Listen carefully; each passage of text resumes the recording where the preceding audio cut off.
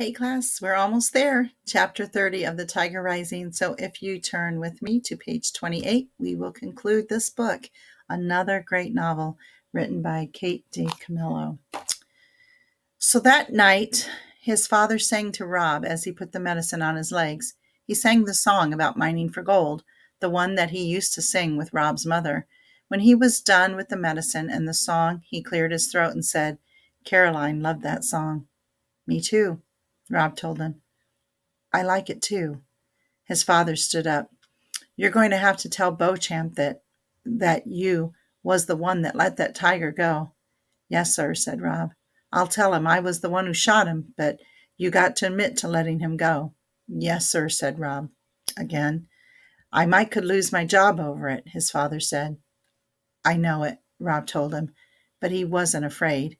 He thought about Beauchamp shaking hands, and Beauchamp was the coward. He knew that now. "I thought I would tell him I would work for him to pay for what I've done." "You can offer him up some reasonable kind of solution," said his father, "but it don't mean he'll go for it. There ain't no predicting Beauchamp, other than to say he's going to be mad." And Rob nodded.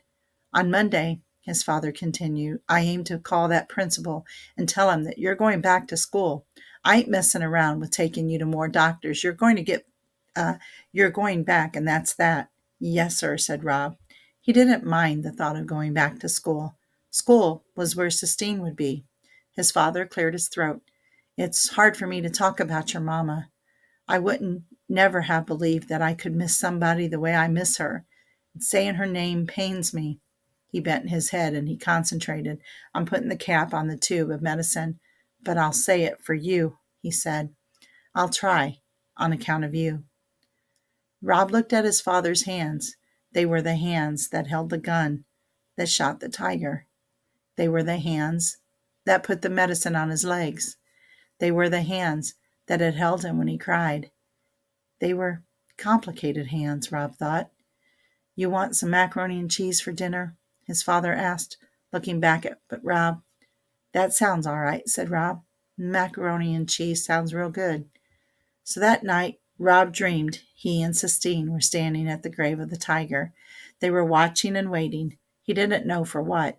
But then he saw a flutter of green wings, and he understood.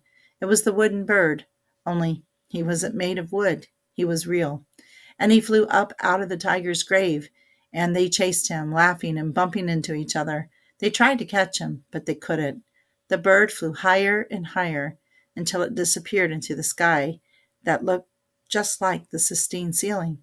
In his dream, Rob stood and he stared up at the sky, admiring all the figures and colors, watching as the bird disappeared into them. "See," said Sistine in his dream.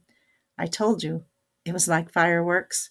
He woke up smiling and staring at the ceiling of the motel room. "Guess what?" his father called to him outside. "What?" said Rob back. "There ain't a cloud in the sky," said his father. "That's what."